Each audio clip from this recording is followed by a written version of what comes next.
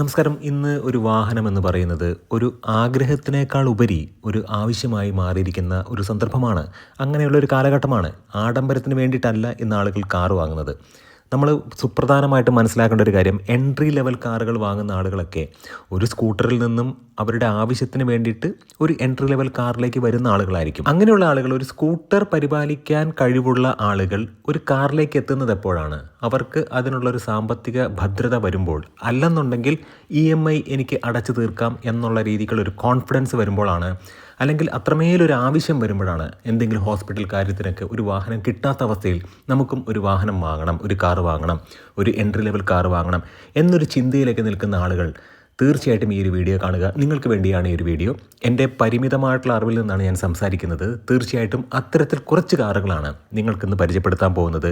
Engine ബേയുടെ മറ്റൊരു വ്ലോഗിലേക്ക് എവർക്കും ഹാർദമായ സ്വാഗതം. ഇത്തരത്തിലുള്ള തുടക്കക്കാർ വാങ്ങാൻ ആഗ്രഹിക്കുന്ന വാഹനങ്ങളെ കുറിച്ചിട്ടുള്ള ഇത്തരം വീഡിയോസൊക്കെ നിങ്ങൾക്ക് ഉപകാരപ്രദമായെങ്കിൽ നമ്മുടെ ചാനലിൽ ഒന്ന് സപ്പോർട്ട് ചെയ്യുക, സബ്സ്ക്രൈബ് ചെയ്യുക, മാക്സിമം ലൈക്ക് ചെയ്യുക, ഷെയർ ചെയ്യുക, കമൻറ്റ് ചെയ്യുക. ആദ്യമേ തന്നെ പറയട്ടെ, നമ്മുടെ കയ്യിൽ ഒതുങ്ങാവുന്ന ബഡ്ജറ്റിലെ ഒരു വാഹനത്തിലേക്ക് പോകാവുള്ളൂ. വാഹനത്തിൻ്റെ എൻജിൻ, സസ്പെൻഷൻ, ചേസിസ് ഇതെല്ലാം എല്ലാ വാഹനത്തിലും സെയിം ആയിരിക്കും. എല്ലാ വാഹനം എന്ന് പറഞ്ഞാൽ അതിൻ്റെ ബേസ് മോഡൽ മുതൽ ടോപ്പ് എൻഡ് വരെ നോക്കിയാലും ഇതെല്ലാം സെയിം ആയിരിക്കും. അപ്പോൾ ബാക്കിയുള്ള കാര്യങ്ങളെന്ന് പറയുന്നത് എക്സ്ട്രാ ആയിട്ട് വരുന്ന കുറച്ച് ഫീച്ചേഴ്സാണ്. ഇപ്പോൾ നമ്മൾ നോക്കുകയാണെന്നുണ്ടെങ്കിൽ പവർ സ്റ്റിയറിങ്ങും പവർ വിൻഡോയും AC ഒക്കെ എല്ലാ വാഹനത്തിലും ഉണ്ട്. എല്ലാ വാഹനം എന്ന് പറഞ്ഞാൽ ബേസ് മോഡൽ മുതൽ മിക്കവാറും എല്ലാ മാനുഫാക്ചേഴ്സും കൊടുക്കുന്നുണ്ട്. തീർച്ചയായിട്ടും എൻട്രി ലെവൽ കാർ വാങ്ങുമ്പോൾ നമുക്ക് ആവശ്യമുള്ള കാര്യങ്ങളൊക്കെ അതിനകത്തുണ്ട്. സേഫ്റ്റി എന്ന് പറയുന്നത് വളരെ ഇമ്പോർട്ടൻ്റ് ആണ്. ഇപ്പോൾ എല്ലാ വാഹന നിർമ്മാതാക്കളും 6 എയർ ബാഗ് സ്റ്റാൻഡേർഡ് ആയിട്ട് കൊടുക്കുന്നുണ്ട്. ആദ്യമേ തന്നെ നമ്മൾ സെലക്ട് ചെയ്തൊരു വാഹനം എന്ന് പറയുന്നത് ഏകദേശം 3,90,000 മുതൽ 5,45,000 വരെയൊക്കെ വില വരുന്ന ഒരു വാഹനമാണ്. മാരുതി സുസുക്കി ഓൾട്ടോ, ലോഡ് ഓൾട്ടോയാണ് നമ്മൾ സെലക്ട് ചെയ്തിട്ടുള്ളത്. ഇപ്പോൾ നമ്മൾ മനസ്സിലാക്കേണ്ട കാര്യം, ഫസ്റ്റ് ഓഫ് ഓൾ എഞ്ചിൻ നോക്കാം. K10C എന്ന് പറയുന്ന എഞ്ചിനാണ്. അതായത് മാരുതി സുസുക്കിയുടെ K സീരീസിൽ വരുന്ന 3 സിലിണ്ടർ എഞ്ചിനാണ്. 998 cc 3 സിലിണ്ടർ എഞ്ചിനാണ് ഈ ഒരു വാഹനത്തിൽ വരുന്നത്. അപ്പോൾ 3 സിലിണ്ടർ എന്ന് പറയുമ്പോഴത്തേക്കും നമുക്കറിയാം അതിന് അതിൻ്റേതായിട്ടുള്ള ക്യാരക്ടറിസ്റ്റിക് ഫീച്ചറുണ്ട്. വണ്ടി എടുക്കുന്ന സമയത്ത് തന്നെ ചെറിയൊരു വൈബ്രേഷൻ ഉണ്ടായിരിക്കും. എന്നാൽ ഒരു കാര്യം എടുത്തു പറയട്ടെ, മറ്റു വാഹന നിർമ്മാതാക്കളുടെ 3 സിലിണ്ടർ എഞ്ചിൻ, അതായത് ടാറ്റയുടെയൊക്കെ 3 സിലിണ്ടർ എഞ്ചിനുമായിട്ട് കമ്പയർ ചെയ്യുമ്പോഴത്തേക്കും മാരുതി സുസുക്കിയുടെ 3 സിലിണ്ടർ എഞ്ചിൻ എന്ന് പറയുന്നത് ഫാർ ബെറ്റർ എന്ന് തന്നെ പറയാം. ഇതിൻ്റെ ഒരു പേഴ്സണൽ അഭിപ്രായം മാത്രമാണ്. ഇനി ഇതിൻ്റെ ഒരു പവറിലേക്ക് നമ്മൾ നോക്കുകയാണെന്നുണ്ടെങ്കിൽ 66 bhp ആണ്. കറക്റ്റായിട്ട് പറയുകയാണെന്നുണ്ടെങ്കിൽ 65.71 bhp ആണ് അത് ജനറേറ്റ് ചെയ്യുന്നത്. അത് 5500 RPM ആകുമ്പോഴാണ് ഈ ഒരു പവർ വരുന്നത്. 5500 RPM എന്ന് പറഞ്ഞിട്ടുണ്ടെങ്കിൽ നമ്മൾ മനസ്സിലാക്കണം, നല്ല രീതിക്ക് കാല് കൊടുത്താൽ മാത്രമാണ് ഈ ഒരു പവറിലേക്ക് എത്തുക എന്നുള്ളത്.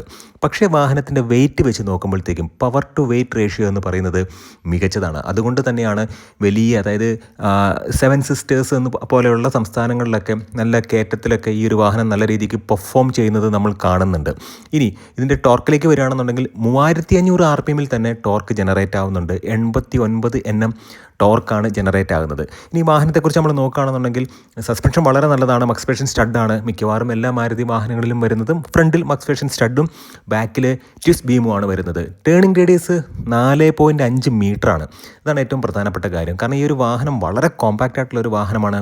നമുക്ക് എവിടെ വേണമെന്നുണ്ടെങ്കിലും തിരിച്ച് ഓടിച്ച് കൊണ്ടുപോകാൻ കഴിയുന്നൊരു വാഹനമാണ്. 3530 മില്ലിമീറ്ററാണ് ഈ ഒരു വാഹനത്തിൻ്റെ ലെങ്ത്. 1490 മില്ലിമീറ്ററാണ് വിഡ്ത്ത്. 1490 മില്ലിമീറ്റർ എന്ന് പറയുമ്പോഴത്തേക്കും എവിടെ വേണമെന്നുണ്ടെങ്കിലും നമുക്ക് കൊണ്ടുപോകാം. ഏത് ഇടുങ്ങിയ വഴിയിലൂടെയും നമുക്ക് കൊണ്ടുപോകാം.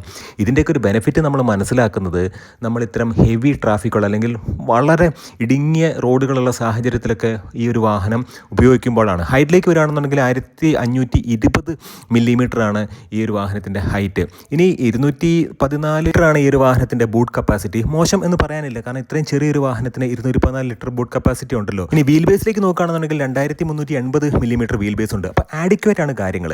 പിന്നെ നമ്മൾ എടുത്തുകൊണ്ട ഒരു കാര്യം എന്ന് പറയുന്നത് 6 എയർ ബാഗ് സ്റ്റാൻഡേർഡ് ആയിട്ട് ഈ ഒരു വാഹനത്തിലുണ്ട് എന്നുള്ളതാണ്.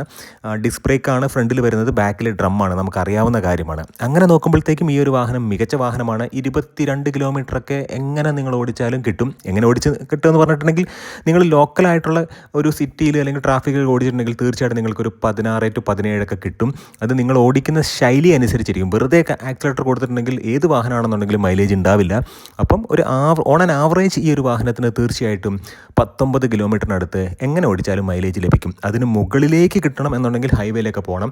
ഹൈവേയിലൊക്കെ പോകുമ്പോഴത്തേക്ക് 23, 24 കിട്ടിയ ആളുകളുണ്ട്. നമ്മുടെ ഡ്രൈവിംഗ് ശൈലി അനുസരിച്ചായിരിക്കും.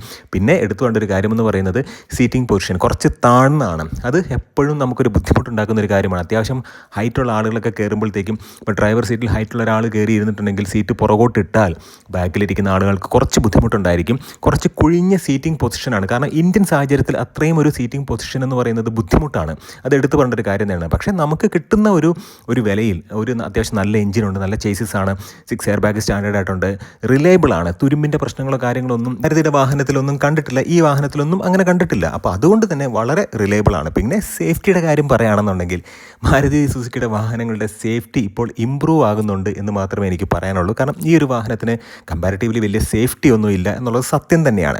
ഇനി രണ്ടാമത്തെ വാഹനം എന്ന് പറയുന്നത്, ഇപ്പോൾ ഈ ഒരു വാഹനത്തിൻ്റെ പ്രൈസ് ഞാൻ പറഞ്ഞില്ല. ഈ ഒരു വാഹനത്തിൻ്റെ പ്രൈസ് എന്ന് പറയുന്നത് 3,80,000 മുതൽ 5,40,000 വരെയൊക്കെയാണ്. അപ്പോൾ 3,80,000 രൂപ വരെയുള്ള ഒരു ബേസ് മോഡൽ നിങ്ങൾ വാങ്ങിച്ചിട്ടുണ്ടെങ്കിൽ എങ്ങനെ നോക്കിയാലും ഓൺ റോഡ് വരുമ്പോഴത്തേക്കും ഒരു 5,400,000 തീർച്ചയായിട്ടും ആ ഒരു വാഹനം ലഭിക്കും. ഒരു 5 ലക്ഷം രൂപ, അറൗണ്ട് ഒരു 5 ലക്ഷം രൂപയ്ക്ക് നിങ്ങൾക്ക് നല്ലൊരു വാഹനം ലഭിക്കും. നിങ്ങൾക്ക് അതിനകത്ത് തീർച്ചയായിട്ടും AC ഉണ്ട്. അത് മാത്രമല്ല ആവശ്യത്തിലുള്ള ഫീച്ചേഴ്സ് കാര്യങ്ങളൊക്കെ ഉണ്ട്. LXi ആണ് അതിൻ്റെ ഏറ്റവും ബേസ് മോഡൽ. അതിൻ്റെ മുകളിലേക്ക് പോകുകയാണെന്നുണ്ടെങ്കിൽ VXi ആണ്. VXi മേടിച്ചിട്ടുണ്ടെങ്കിൽ അത്യാവശ്യം ഫീച്ചേഴ്സൊക്കെ നിങ്ങൾക്ക് ലഭിക്കും.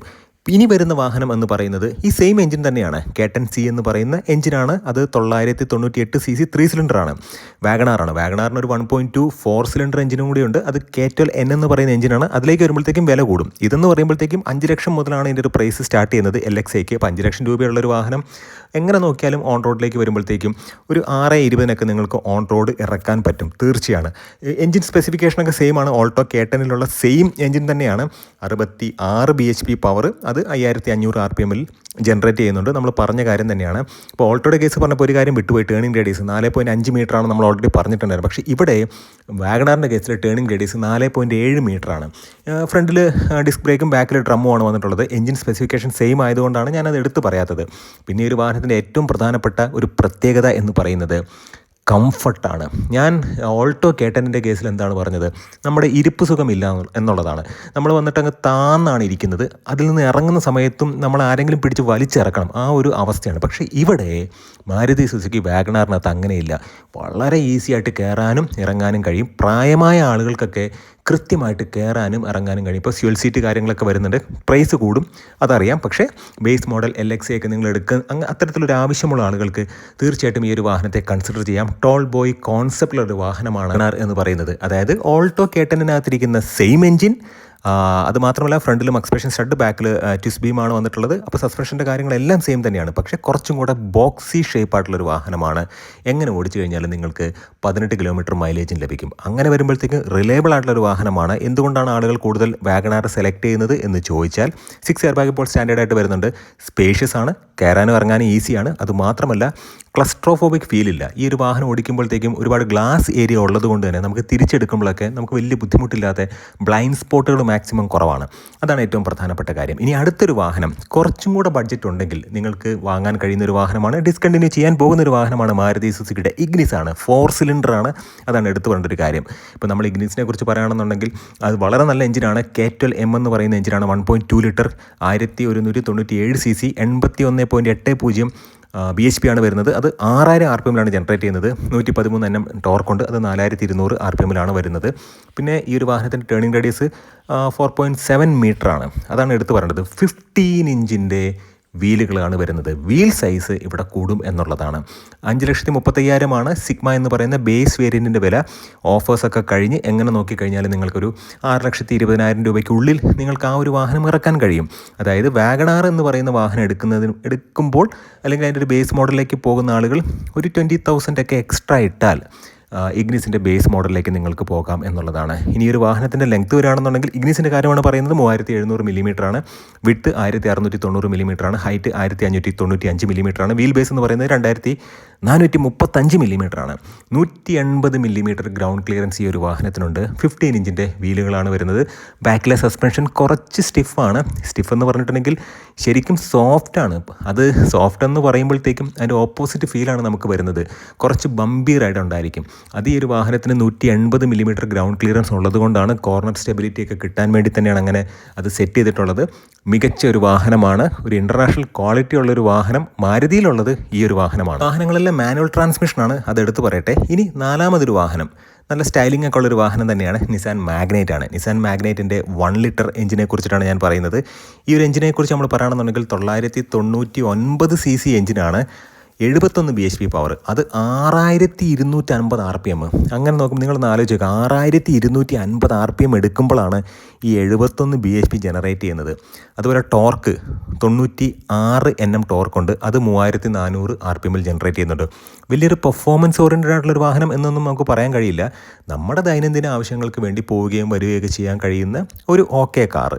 അതായത് വലിയ പവർഫുൾ ആയിട്ടുള്ളൊരു എഞ്ചിൻ എന്നൊന്നും പറയാൻ കഴിയില്ല, നോർമലാണ്, വലിയ പ്രശ്നങ്ങളൊന്നുമില്ല. ടേണിംഗ് റേഡിയസ് എന്ന് പറയുന്നത് 5 മീറ്ററാണ്.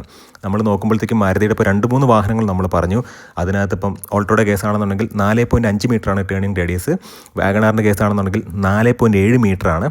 ഇഗ്നിസിൻ്റെ കേസും 4.7 മീറ്ററാണ്. ഈ ടേണിംഗ് റേഡിയസ് എന്തിനാണ് പറയുന്നതെന്ന് ചോദിച്ചാൽ, ചെറു കാറുകളൊക്കെ തിരിച്ച് വളച്ചെടുക്കണം എന്നുണ്ടെങ്കിൽ മികച്ച ടേണിംഗ് റേഡിയസ് വേണം. 5 മീറ്റർ എന്ന് പറയുമ്പോഴത്തേക്ക് 5 മീറ്റർ വേണം അന്ന് തിരിച്ചെടുക്കാനായിട്ട്.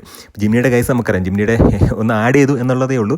ജിമ്നി വാങ്ങുന്ന ആളുകളൊക്കെ കഷ്ടപ്പെടുന്നത് കാരണം ഒന്ന് വരയ്ക്കണം ഈ വാഹനം ഒന്ന് തിരിച്ചെടുക്കണം എന്നുണ്ടെങ്കിൽ. ഇക്കാര്യത്തിലേക്ക് വരാം. നിസാൻ മാഗ്നൈറ്റ് എന്ന് പറയുന്നത് അത് 1 ലിറ്റർ എഞ്ചിനാണ്, 3 സിലിണ്ടർ എഞ്ചിനാണ്. 3 സിലിണ്ടർ വിറവലും കാര്യങ്ങളൊക്കെ ഉണ്ടായിരിക്കും. 3994 മില്ലിമീറ്ററാണ് ലെങ്ത്ത്, 1758 മില്ലിമീറ്ററാണ് വിഡ്ത്ത്, 1572 മില്ലിമീറ്ററാണ് ഹൈറ്റ്. അപ്രോക്സിമേറ്റ്ലി ബൂട്ട് സ്പേസ് കൂടുതലാണ്, 336 ലിറ്റർ ബൂട്ട് സ്പേസ് വന്നിട്ടുണ്ട്. 2500 മില്ലിമീറ്ററാണ് ഈ ഒരു വാഹനത്തിൻ്റെ വീൽ ബേസ് എന്ന് പറയുന്നത്. കുറച്ചും കൂടെ സ്റ്റൈലിഷാണ് ഈ ഒരു വാഹനം. മാരുതി സുസുക്കിയുടെ വാഹനത്തിൽ നിന്നൊക്കെ മാറി നിൽക്കുമ്പോഴത്തേക്കും ഇത് കുറച്ചും കൂടെ സ്റ്റൈലിഷാണ്. വലിയ പെർഫോമൻസ് ഓറിയൻറ്റഡ് ആയിട്ടുള്ള വാഹനം എന്നൊന്നും പറയാൻ കഴിയില്ല. പക്ഷേ വാഗണാർ ആളുകൾ കൂടുതൽ സെലക്ട് ചെയ്യാനുള്ളൊരു കാരണം പ്രധാനമായിട്ടും അതിൻ്റെ സ്പേസും കംഫർട്ടും അതിൻ്റെ യൂട്ടിലിറ്റിയും കൊണ്ടാണ്. ഇഗ്നിസ് എന്ന് പറയുമ്പോഴത്തേക്കും കുറച്ചും കൂടെ ക്വാളിറ്റി ഉള്ളൊരു വാഹനമാണ്. മാഗ്നൈറ്റ് മോശം എന്നുള്ളതല്ല, കുറച്ചും കൂടെ സ്റ്റൈലിഷ് ആയിട്ടുള്ളൊരു വാഹനമാണ്. ഓൾട്ടോ എന്ന് പറയുന്നത് റിലയബിളാണ്, എങ്ങനെ ഇട്ട് നിങ്ങൾക്ക് ഓടിക്കാം. കുറച്ചും കൂടെയൊക്കെ പ്രൈസ് കുറവാണ്. തീർച്ചയായിട്ടും ഈ ഒരു കോണ്ടന്റ് ഉപകാരപ്രദമായി എന്ന് വിശ്വസിക്കുന്നു. നിങ്ങളുടെ കയ്യിലൊതുങ്ങുന്ന ബഡ്ജറ്റിലേ നിങ്ങൾ വാഹനം വാങ്ങാവുള്ളൂ. ഏത് ഷോറൂമിൽ ചെന്നാലും നിങ്ങൾ ഒരു വാഹനവും വാങ്ങണം എന്നൊരു ഉദ്ദേശത്തോടെ ചെന്ന് കഴിയുമ്പോഴത്തേക്കും നിങ്ങളെ നൈസായിട്ട് അവർക്ക് കമ്മീഷൻ കൂടുതൽ കിട്ടുന്ന വാഹനത്തിലേക്ക് അടുപ്പിക്കും. അതൊന്നും നിങ്ങൾ സമ്മതിച്ച് കൊടുക്കരുത്. തീർച്ചയായിട്ടും ഈ ഒരു കോണ്ടന്റ് ഉപകാരപ്രദമായെങ്കിൽ നമ്മുടെ ചാനലിൽ ഒന്ന് സപ്പോർട്ട് ചെയ്യുക, സബ്സ്ക്രൈബ് ചെയ്യുക, മാക്സിമം ലൈക്ക് ചെയ്യുക, ഷെയർ ചെയ്യുക, കമൻറ്റ് ചെയ്യുക. നല്ല നല്ല വ്ളോഗ്സുമായിട്ട് നമുക്ക് വീണ്ടും കാണാം. നിങ്ങളുടെ സ്നേഹത്തിനും സപ്പോർട്ടിനും ഒരിക്കൽ കൂടെ നന്ദി. നമസ്കാരം.